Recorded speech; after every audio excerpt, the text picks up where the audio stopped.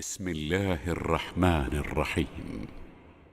وعادا وثمود وأصحاب الرس وقرونا بين ذلك كثيرا وكلا ضربنا له الأمثال وكلا تبرنا تتبيرا ولقد أتوا على القرية التي أمطرت مطر السوء أفلم يكونوا يرونها بل كانوا لا يرجون نشورا. السلام عليكم ورحمة الله وبركاته. ഖുർആൻ പദം 1212 ദിവസത്തിലേക്ക് എല്ലാവരെയും ഹാർദമായി സ്വാഗതം ചെയ്യുന്നു. പരിശുദ്ധ ഖുർആനിലെ 25-ാമത്തെ അധ്യായമായ സൂറത്തുൽ ഫുർഖാനിലെ 38 മുതൽ 40 വരെയുള്ള ആയത്തുകളാണ് ഇന്ന് പഠന വിധേയമാക്കുന്നത്. ക്ലാസ് ആരംഭിക്കുന്നതിനായി ആദരണീയനായ ഡോക്ടർ എ വിലായത്തുള്ള സാഹിബിനെ ക്ഷണിക്കുന്നു. അസ്സലാമു അലൈക്കും വറഹ്മത്തുള്ളാഹി വബറകാതുഹു. അഊദു ബില്ലാഹി മിനശ് ശൈത്വാനിർ റജീം. ബിസ്മില്ലാഹിർ റഹ്മാനിർ റഹീം.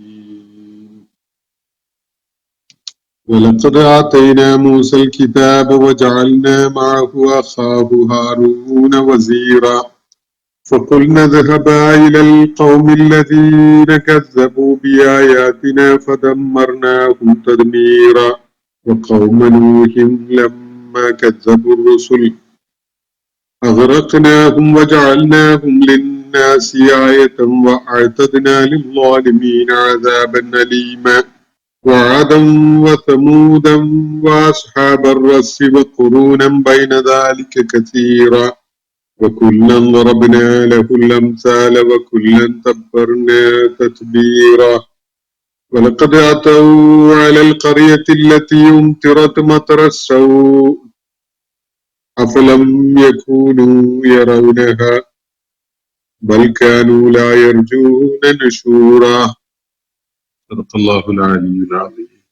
38 മുതൽ 40 വരെയുള്ള ആയത്തുകളാണ് നമ്മൾ ഇന്ന് പഠന വിധേയമാക്കുന്നത്. ഈ ആയത്തുകൾ കൂടി ഉൾപ്പെടുന്ന 35 മുതൽ 40 വരെയുള്ള ആയത്തുകളുടെ ഭാഗമാണ് ഞാനിപ്പോ നിങ്ങളെ കേൾപ്പിച്ചിട്ടുള്ളത്. ഈ ആയത്തുകളിൽ ഈ 35-ാമത്തെ ആയത്ത് മുതൽ ഞാനിന്ന് നിങ്ങളെ കേൾപ്പിച്ച 40-ാമത്തെ ആയത്ത് വരെയുള്ള ഭാഗത്ത് അല്ലാഹു ചില സമൂഹങ്ങളെയാണ് പരാമർശിക്കുന്നത്. ദൈവിക ദൃഷ്ടാന്തങ്ങളെ തള്ളിക്കളയുകയും ദൈവദൂതന്മാരെ തിരസ്കരിക്കുകയും ചെയ്തുകൊണ്ട് നിഷേധത്തിന്റെയും ധിക്കാരത്തിന്റെയും വഴിയിൽ നീങ്ങിയ ചില സമൂഹങ്ങൾ. ആ സമൂഹങ്ങളിൽ എന്തു വിധത്തിലുള്ള ആക്ഷേപത്താണ്, പരിണിതിയാണ് ഏറ്റുവാങ്ങേണ്ടി വന്നത് എന്ന കാര്യം മക്കയിലെ നിഷേധികളായ ആളുകളെ കേൾപ്പിക്കുന്നതിന് വേണ്ടി ഇവിടെ പരാമർശിക്കപ്പെടുകയാണ്. തുടക്കത്തിൽ മൂസ അലൈഹി ഇസ്ലാം സഹോദരൻ ഹാറൂൻ അലൈഹി ഇസ്ലാമും നിർവഹിച്ച ദൗത്യം പൗരാണിക ഈജിപ്തിലെ ഫറോവയുടെയും പ്രകൃതികളുടെയും ഇടയിൽ അവര് ദൈവിക ദൗത്യം നിർവഹിച്ച കാര്യം പരാമർശിച്ചു. അതിന് ശേഷം പരാമർശിക്കപ്പെട്ടത് ചരിത്രപരമായ അതിന്റെയും വളരെ കാലം മുമ്പ് നൂഹ് അലൈഹിസ്സലാം ദൗത്യം നിർവഹിച്ച ഘട്ടത്തില് അദ്ദേഹത്തോട് പുറംതിരിഞ്ഞു നിന്നുകൊണ്ട് അദ്ദേഹത്തെയും അദ്ദേഹം മുന്നോട്ട് വെച്ച ജീവിത ദർശനത്തെയും ഒക്കെ കളവാക്കി തള്ളിയ ആ കാലഘട്ടത്തിലെ അധികാരികളായ മനുഷ്യരെ, ജനങ്ങളെ അള്ളാഹു മുങ്ങി മരിക്കാൻ ഇടയാക്കിയ കാര്യമാണ് പരാമർശിക്കപ്പെടുകയുണ്ടായത്. അതിനുശേഷം ഇന്ന് നമ്മൾ പഠന വിധേയമാക്കുന്ന ആയത്തുകളിൽ ആദ്, സമൂദ്, അസ്ഹാബുർ റസ് ഈ സമൂഹങ്ങളുടെ കാലഘട്ടങ്ങൾക്കിടയിൽ ജീവിച്ച തലമുറകൾ, ഇവരൊക്കെ എന്താണ് അനുഭവിക്കേണ്ടി വന്നിട്ടുള്ളത് എന്നതാണ് സൂചിപ്പിക്കുന്നത്. നമുക്ക് ഈ ആയത്തുകളെ ഒന്ന് ഫോക്കസ്ഡ് ആയിട്ട് മനസ്സിലാക്കാൻ വേണ്ടി ശ്രമിക്കാം. വആദം വസമൂദൻ വഅസ്ഹാബർ റസ്സി, 3 വിഭാഗം ആളുകളെയാണ് അള്ളാഹുവിടെ പരാമർശിക്കുന്നത്.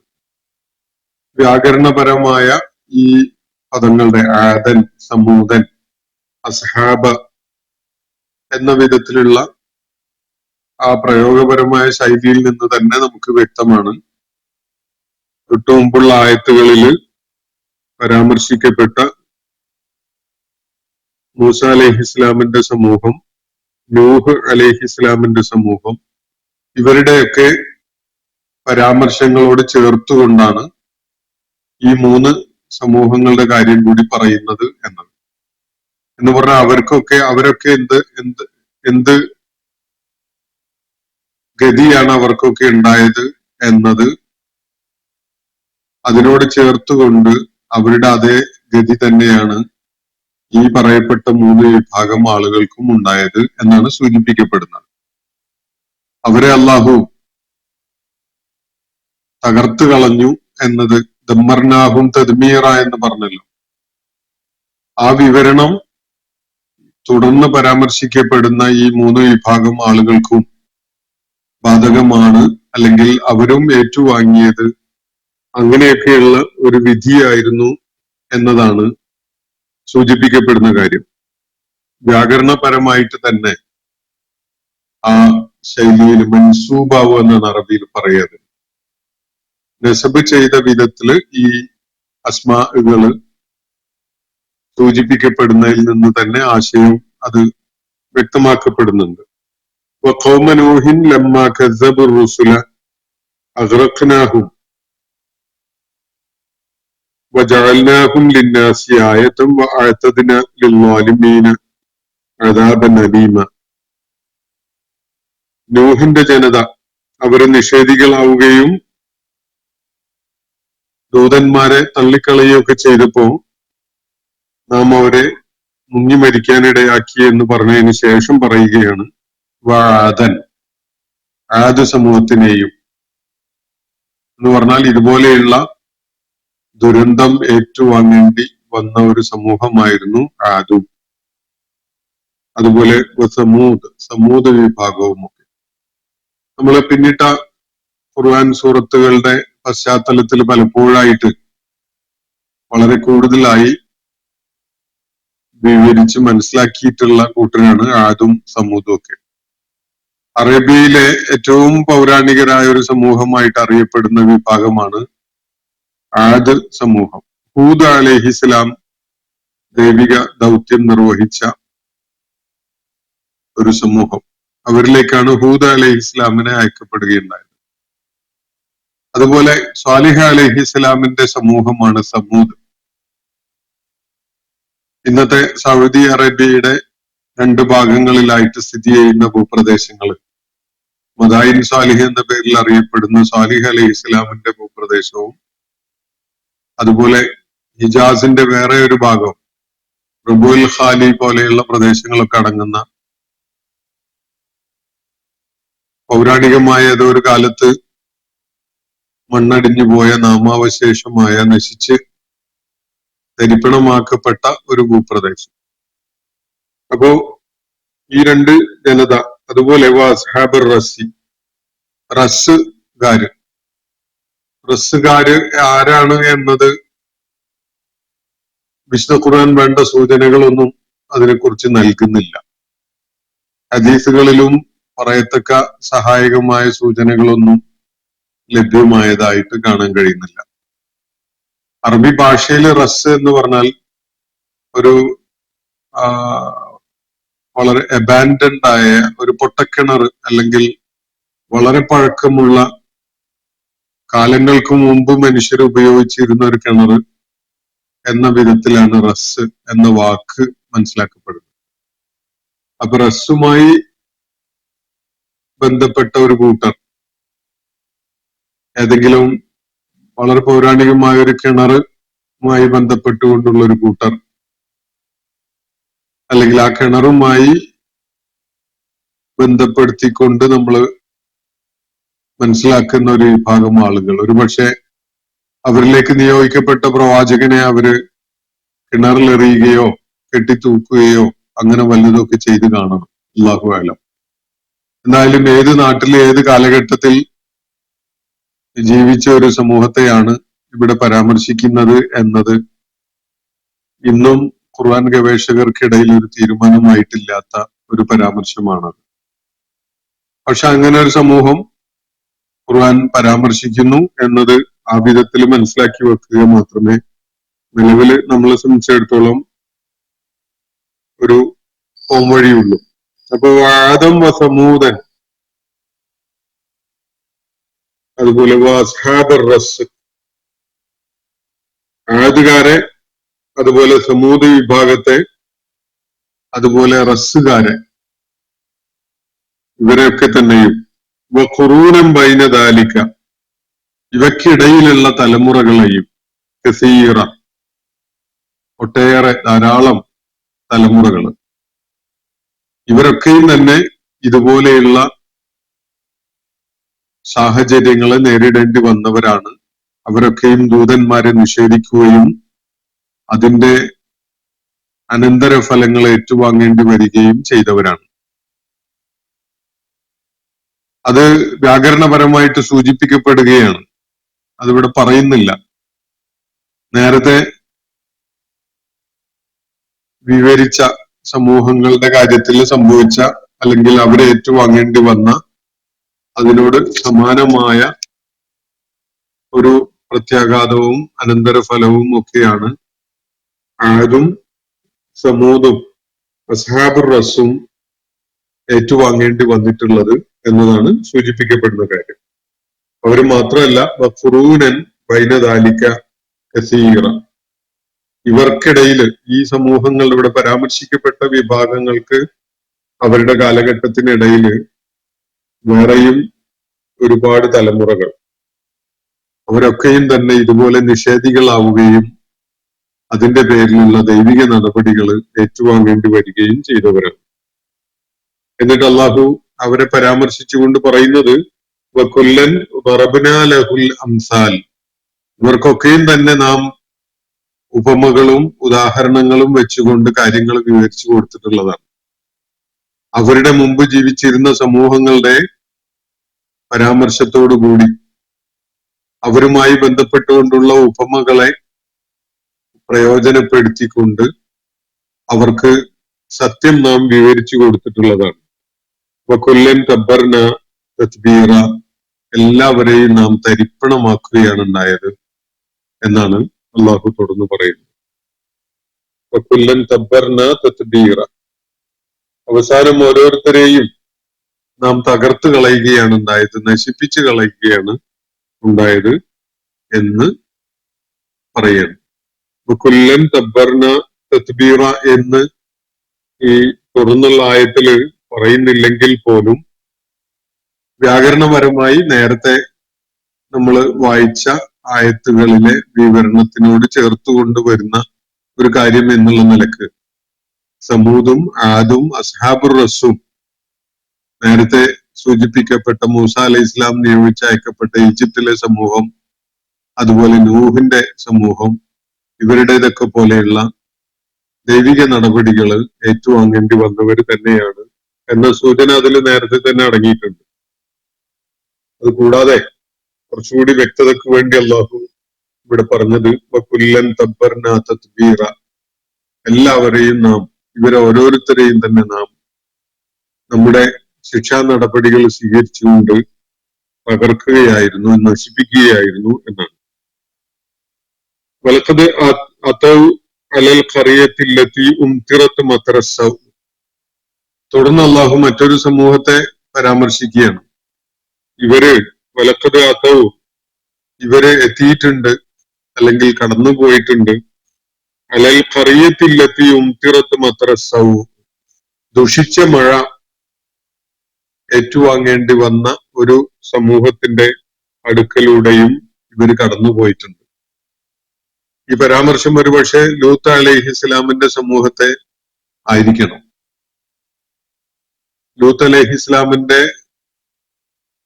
സദോം ഗൊമോറ എന്നീ പേരിൽ അറിയപ്പെടുന്ന ജോർദാനിലെ ചാവുകടലിന് അടിയിലായി അകപ്പെട്ട് കിടക്കുന്ന ഭൂപ്രദേശങ്ങൾ, ഗ്രാമങ്ങൾ അല്ലെങ്കിൽ പട്ടണങ്ങൾ, ആ പട്ടണങ്ങൾ നശിപ്പിക്കപ്പെട്ടതാണ്. ചാവുകടലിന് അടിയിൽ അണ്ടുപോയ ഭൂപ്രദേശങ്ങളാണ്. വളരെ ദ്രോഹകരമായ, ജീവൻ ഹനിച്ചു കളയുന്ന വിധത്തിലുള്ള ഒരു മഴ ഏറ്റുവാങ്ങേണ്ടി വന്നവരാണ് ആ നാട്ടുകാര്. അങ്ങനെ ഒരു മഴയെക്കുറിച്ച് വിശുദ്ധ ഖുർആനിൽ നേരത്തെ പരാമർശം ഉള്ളത് നമ്മൾ കടന്നു വന്നിട്ടുണ്ട്. നമ്മളത് വിശദമായിട്ട് ചർച്ച ചെയ്തതാണ്. ലൂത്ത് അലൈഹിസ്സലാമിന്റെ നാട്ടിലെ അല്ലെങ്കിൽ അദ്ദേഹം ദൗത്യം നിർവഹിച്ചിരുന്ന ഭൂപ്രദേശങ്ങളിലെ ആളുകൾ ഒരുതരം ശിലാവർഷം ഏറ്റുവാങ്ങേണ്ടി വന്നു. മഴ മാത്രമല്ല, അവരുടെ മേൽ സൾഫർ പോലെയുള്ളതോ ഉരുക്കിക്കളയുന്നതോ നശിപ്പിച്ചു കളയുന്നതോ ഒക്കെ ആയിട്ടുള്ള ഒരു ശിലാവർഷവും ഉണ്ടായി. അതിനെ തുടർന്ന് അവരൊക്കെയും ചത്തൊടുങ്ങി എന്ന ഒരു കാര്യം വിശുദ്ധ ഖുർആൻ വ്യക്തമാക്കിയിട്ടുണ്ട്. അപ്പോ ആ സമൂഹത്തെ മറ്റൊരു നിലക്ക് പരാമർശിക്കുന്നതായിട്ടാണ് ഇവിടെ നമുക്ക് മനസ്സിലാക്കാൻ സാധിക്കുന്നത്. വലക്കഥാത്തവും മക്കയിലെ ആളുകളെ പരാമർശിച്ചുകൊണ്ടാണ് അള്ളാഹു പറയുന്നത്, ഇവര് പോയി കാണണം, കണ്ടു കാണണം, അല്ലെങ്കിൽ ഇവര് യാത്ര ചെയ്ത് കടന്നു പോയിട്ടുണ്ടാവും. അലൽ ഖറിയത്തില്ലത്തി ഉംതിറത്ത് മത്രസൗ, ഈ ദുഷിച്ച മഴ ലഭിച്ച ആ നാട്, ആ ഗ്രാമം, ആ ഖറിയത്തിന്റെ പരിസരത്തൂടെ ഇവര് പോയി കാണണം, അല്ലെങ്കിൽ ആ നാട്ടിൽ ഇവരും എത്തിയിട്ടുണ്ടാകും. മത്തറസൗ എന്ന് പറഞ്ഞ ദുഷിച്ച മഴയാണ്, നല്ല മഴയല്ല, ദ്രോഹകരമായ ഫലങ്ങൾ ഉളവാക്കുന്ന മഴ. ചാവുകടലിന്റെ വിവരണങ്ങളെ നമ്മൾ പരിഗണിക്കുമ്പോൾ ആ വിധത്തില് വളരെ ഡെൻസിറ്റി കൂടിയ ജലമായി മാറിയതും, അതുപോലെ ജീവനുള്ള ആളുകളോ വ്യക്തികളോ ജീവികളോ ഒക്കെ തന്നെ, അല്ലെങ്കിൽ എന്തെങ്കിലും ഒരു ഓബ്ജക്റ്റ് ആ വെള്ളത്തിലേക്ക് എടുത്തിട്ട് കഴിഞ്ഞാൽ താണു പോകാതെ ജലോപരിതലത്തിൽ പൊങ്ങിക്കിടക്കുകയൊക്കെ ചെയ്യുന്ന ഒരു പ്രത്യേകത ചാവുകടലിനുണ്ട്. അപ്പോ ആ വിധത്തില് വെള്ളത്തിന്റെ രാസഘടനയെ തന്നെ മാറ്റിമറിക്കാൻ ഒരുപക്ഷെ കാരണമായിട്ടുണ്ടാവുക ഈ മത്രസൗ ആവാൻ സാധ്യതയുണ്ട്. ആ സമൂഹത്തെ നശിപ്പിക്കാൻ വേണ്ടി അള്ളാഹു ഇറക്കിയ മഴ ആയിരിക്കാൻ സാധ്യതയുണ്ട്. അങ്ങനെയുള്ള ദുഷിച്ച മഴ ഏറ്റുവാങ്ങേണ്ടി വന്ന ആ പട്ടണവും ഇവർക്ക് പരിചയമുള്ളതാവണം, ഇവര് അതിലൂടെ കടന്നുപോയിട്ടുണ്ടാവും.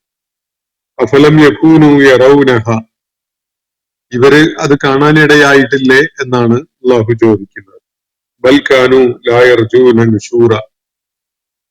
അപ്പോ ഈ ദുഷിച്ച മഴ ഏറ്റുവാങ്ങേണ്ടി വന്നതിനെ തുടർന്ന് നശിപ്പിക്കപ്പെട്ട, ആ വിധത്തിൽ നശിച്ചു പോയ ആ പട്ടണം, ആ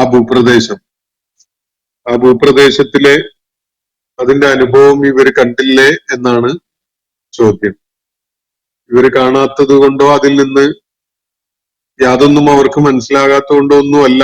യഥാർത്ഥത്തിൽ അവർ കണ്ടില്ലേ എന്ന് ചോദിച്ചാൽ അതിൽ നിന്ന് ഇവര് പാഠം ഉൾക്കൊള്ളുന്നില്ലേ എന്നതാണ് ചോദ്യമെങ്കിൽ തുടർന്ന് അള്ളാഹു പറയുന്നത് ബൽക്കാനു ലാ യർജൂന നുശൂറ, സത്യം അതല്ല, എന്നിട്ടും ഇവര് വളരെ നിർവികാരരായിട്ട് നിലകൊള്ളുന്നതിന്റെ രഹസ്യം ഇവര് മരണാനന്തരം പുനരുജ്ജീവിപ്പിക്കപ്പെടുന്നു എന്ന കാര്യം വിശ്വാസമില്ലാത്തവരാണ് എന്നതാണ്. അതുകൊണ്ടാണ് ഇവർക്ക് അതൊന്നും ഏശാത്തത്. രണ്ട് നിലപാടുകൾ, വ്യത്യസ്തമായ നിലപാടുകൾ പൂർവിക സമൂഹങ്ങളുടെ വിനാശങ്ങൾ ഏറ്റുവാങ്ങേണ്ടി വന്ന പൂർവിക സമൂഹങ്ങളെ കുറിച്ചുള്ള പഠനം നടത്തുന്ന ആളുകളുടെ ഭാഗത്തു നിന്ന് ഉണ്ടാവാറുണ്ട്. ചിലരത് ദൈവികമായ നടപടിയായി മനസ്സിലാക്കിക്കൊണ്ട് അതിൽ നിന്ന് പാഠം ഉൾക്കൊള്ളും.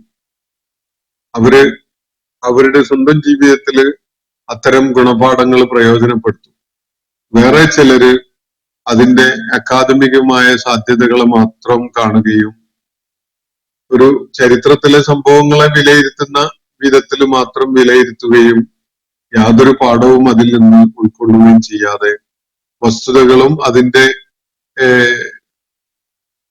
എന്താ പറയുക ഡേറ്റ മാത്രം സ്വീകരിച്ചുകൊണ്ട് അതിന്റെ ഫാക്ട്സും ഡേറ്റ്സും ഇഷ്യൂസും ഒക്കെ മാത്രം ശേഖരിച്ചുകൊണ്ട് അത് രേഖപ്പെടുത്തുകയോ അതിനെ അപഗ്രഥിക്കുകയോ ഒക്കെ ചെയ്യുന്ന അതിന്റെ മാഗ്നിറ്റ്യൂഡ് എത്രത്തോളം ഉണ്ടായിരുന്നു, വിനാശം എത്ര വലുതായിരുന്നു, എത്ര ആളുകൾ കൊല്ലപ്പെട്ടു, എത്ര പുരുഷന്മാര്, എത്ര സ്ത്രീകള്, ആ ദുരന്തം വന്ന വഴി എങ്ങനെയാണ്, എത്ര കാലം എത്ര സമയം അത് നീണ്ടുവന്നു, ഇതുപോലെയുള്ള ദുരന്തങ്ങൾ എത്ര തവണ ചരിത്രത്തിൽ വേറെ പലയിടങ്ങളിലും ആവർത്തിച്ചിട്ടുണ്ട്, അവിടെയൊക്കെ കാരണങ്ങൾ എന്തായിരുന്നു, പ്രകൃതിപരമായ കാരണങ്ങളും അതുപോലെ സ്ഥിതി വിവര കണക്കുകളും ഒക്കെ മാത്രമാണ് അവരതിൽ നിന്ന് ശേഖരിക്കുക. അങ്ങനെ ഒരു പഠനം അതാണല്ലോ കൂടുതലും നമ്മള് പ്രത്യേകിച്ച് പടിഞ്ഞാറൻ നാടുകളിലെ അക്കാഡമിക് എക്സ്പേർട്സ് പഠനം നടത്തുന്നത്, വിശേഷിച്ച് ആർക്കിയോളജി ഒക്കെ പോലെയുള്ള മേഖലകളിൽ പഠനം നടത്തുന്നത് അങ്ങനെയൊക്കെയാണ്. പക്ഷെ ഖുർആൻ അത്തരം പഠനത്തെ അല്ല പ്രൊമോട്ട് ചെയ്യുന്നത്. പാഠം ഉൾക്കൊള്ളാൻ ഉപകരിക്കാത്ത, ജീവിതത്തില് എന്തെങ്കിലുമൊക്കെ വെളിച്ചം പകർന്നു തരുന്ന വിധത്തിൽ ഉപകരിക്കാത്ത വിധത്തിലുള്ള പഠനം ഇസ്ലാം പ്രൊമോട്ട് ചെയ്യുന്നില്ല, ഖുർആൻ പ്രൊമോട്ട് ചെയ്യുന്നില്ല. ചരിത്രം പഠിക്കുന്നത് പാഠം ഉൾക്കൊള്ളാൻ വേണ്ടിയാവണം. അതുകൂടി അതിന്റെ ലക്ഷ്യമാവുമ്പോഴേ അതിന് ഫലപ്രാപ്തി ഉണ്ടാവുകയുള്ളൂ എന്നതാണ് വസ്തുത. അള്ളാഹു കൂടെ ചൂണ്ടിക്കാണിക്കുന്നത് ഈ മദ്രസ ഏറ്റുവാങ്ങേണ്ടി വന്ന സമൂഹം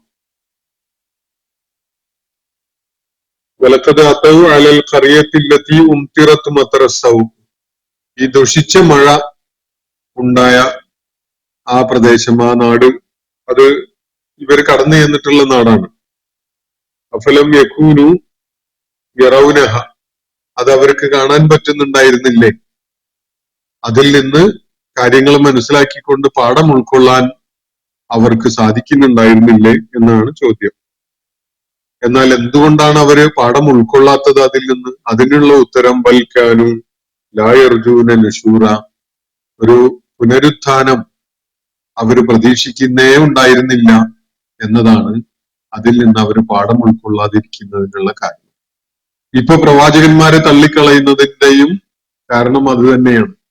മുഹമ്മദ് നബി സല്ലല്ലാഹു അലൈഹി വസല്ലമയെ മക്കയിലെ ആളുകള് നിഷേധിക്കുന്നതും തള്ളിക്കളയുന്നതും ഇതേ കാരണത്താൽ തന്നെയാണ്. അവർക്ക് ഈ ദുനിയാവിലെ ജീവിതമേ ജീവിതമായിട്ടുള്ളൂ, ഇതിന് ശേഷം ഒരു പാരത്രിക ലോക ജീവിതമുണ്ട്, ആ വിധത്തില് ഒരു പുനരുദ്ധരിക്കപ്പെടുന്ന ഒരു അനുഭവത്തിന് മനുഷ്യൻ വിധേയരാവും, അങ്ങനെയുള്ള കാര്യങ്ങളൊന്നും അവര് വിശ്വസിക്കുന്നേ ഇല്ല.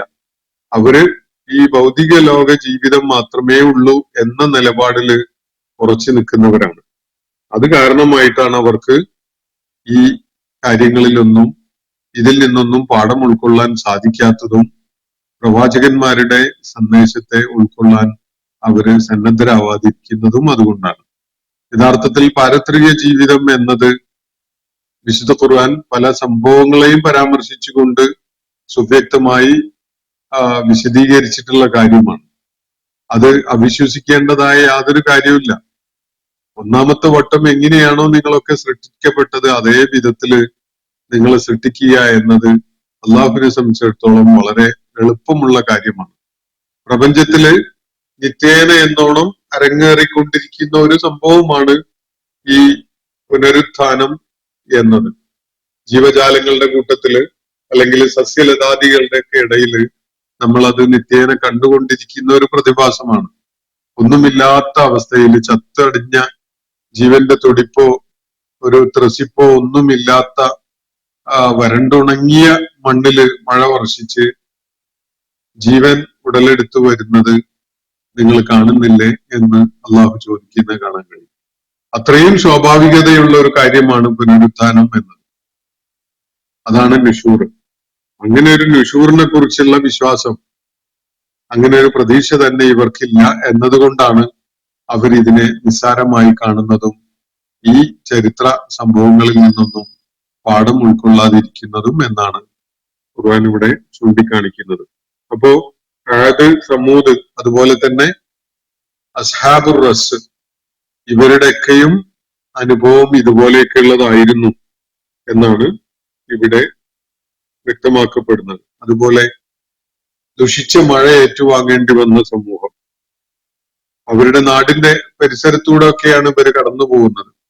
അറേബ്യയിൽ നിന്ന്, ഹിജാസിൽ നിന്ന് ഷാമിലേക്കോ ഫലസ്തീനിലേക്കോ യാത്ര ചെയ്യുന്ന ആളുകൾക്ക് ഈ പ്രദേശങ്ങളെ മനസ്സിലാക്കാതെയോ അല്ലെങ്കിൽ അതിനെക്കുറിച്ച് അറിയാതെയോ ഇരിക്കാൻ സാധ്യതയില്ല. അറേബ്യയിൽ ഇപ്പോഴത്തെ സൗദി അറേബ്യയുടെ 2 ഭാഗങ്ങളിലായിട്ടാണ് ആദിന്റെയും സമൂദിന്റെയും ആവാസ കേന്ദ്രങ്ങളെങ്കിൽ ഫലസ്തീനിലേക്കോ അല്ലെങ്കിൽ സിറിയൻ ഭൂപ്രദേശങ്ങളിലേക്കോ ഷാമിന്റെ പ്രദേശങ്ങളിലേക്കോ ഒക്കെ യാത്ര ചെയ്യുന്ന, ഹിജാസിൽ നിന്ന് യാത്ര ചെയ്യുന്ന ആളുകൾ, അറബികളുടെ അക്കാലത്ത് 2 പ്രമുഖ യാത്രകള് ദിഹ്ലത്തെ ശിതാ ഇവ സൈഫ് എന്ന് പറഞ്ഞുകൊണ്ട് സൂറത്തുൽ ഖുറൈശില് അള്ളാഹു പരാമർശിക്കുന്നത് നമ്മൾ കണ്ടിട്ടുണ്ടാവും. ഇലാഫിഹിം ദിഹ്ലത്തെ ശിതാ ഇവ സൈഫ് എന്ന്. ശൈത്യകാലത്തൊരു യാത്രയും അതുപോലെ ഉഷ്ണകാലത്തൊരു യാത്രയും അവരുടെ വിഭവ സമാഹരണത്തിനും കച്ചവടത്തിനും ഒക്കെ വേണ്ടിയുള്ള യാത്രകളാണ്. അപ്പോ അത്തരം യാത്രകൾക്കിടയിൽ ഇവര് കടന്നു പോകുന്ന ഭൂപ്രദേശം തന്നെയാണ് ഈ ദുഷിച്ച മഴ ഏറ്റുവാങ്ങേണ്ടി വന്നിട്ടുള്ള സമൂഹം അധിവസിക്കുകയുണ്ടായ ഭൂപ്രദേശം. അതിലൂടെ ഇവർ കടന്നു പോയിട്ടുള്ളതാണല്ലോ, എന്നിട്ടും അവർ പാഠം ഉൾക്കൊള്ളുന്നില്ലേ എന്നാണ് ചോദ്യം. അങ്ങനെ പാഠം ഉൾക്കൊള്ളാതിരിക്കുന്നതിന്റെ കാരണം ഇവര് ലായർജൂന നുശൂറ എന്നതാണ്. ഇവര് ഒരു പുനർജീവിപ്പിക്കപ്പെടുക എന്ന കാര്യത്തില് വിശ്വാസമില്ലാത്തവരാണ് എന്നതാണ്. ഇവരങ്ങനെയാണ് അത് സംബന്ധമായിട്ട് ഒരു ധാരണ വെച്ച് പുലർത്തുന്നത്. ജീവിതം മരണത്തോടു കൂടി പൂർണ്ണമായിട്ട് കഴിഞ്ഞു, പിന്നെ അതിന്റെ ബാക്കി പത്രമൊന്നും വരാനില്ല എന്നതാണ് അവരുടെ നിലപാട്. അപ്പോ ഇന്നത്തെ സെഷൻ ഞാനിവിടെ അവസാനിപ്പിക്കുകയാണ്. അസ്ഹാബുർ റസ് ഖുർആൻ ഗവേഷകർക്ക് ഇനിയും അതിനെക്കുറിച്ചുള്ള വളരെ ഹെൽപ്ഫുൾ ആയ സൂചനകളൊന്നും ഖുർആനിൽ ഇല്ല എന്നതുകൊണ്ട് തന്നെ വളരെ ദുഷ്കരമാണ് അത് കണ്ടുപിടിക്കുക എന്നത്. എന്നാൽ പോലും പഠന വിധേയമാക്കാൻ സാധ്യത അവശേഷിക്കുന്ന ഒരു സൂചനയാണ് വിശുദ്ധ ഖുർആനിലെ. ഞാൻ ഇന്നത്തെ സെഷൻ ഇവിടെ അവസാനിപ്പിക്കുകയാണ്. വാഖിർ ദഅ്വാന അനിൽ ഹംദുലില്ലാഹി റബ്ബിൽ ആലമീൻ. അസ്സലാമു അലൈക്കും വറഹ്മത്തുള്ളാഹി വബറകാതുഹു. ഇന്നത്തെ ഖുർആൻ പദം ഇവിടെ സമാപിക്കുന്നു. ഖുർആൻ പഠനത്തിൽ പങ്കെടുത്ത എല്ലാവർക്കും അല്ലാഹു അർഹമായ പ്രതിഫലം നൽകി അനുഗ്രഹിക്കട്ടെ. വആഖിർ ദഅ്വാന അനിൽ ഹംദുലില്ലാഹി റബ്ബിൽ ആലമീൻ. അസ്സലാമു അലൈക്കും വറഹ്മത്തുള്ളാഹി വബറകാതുഹു.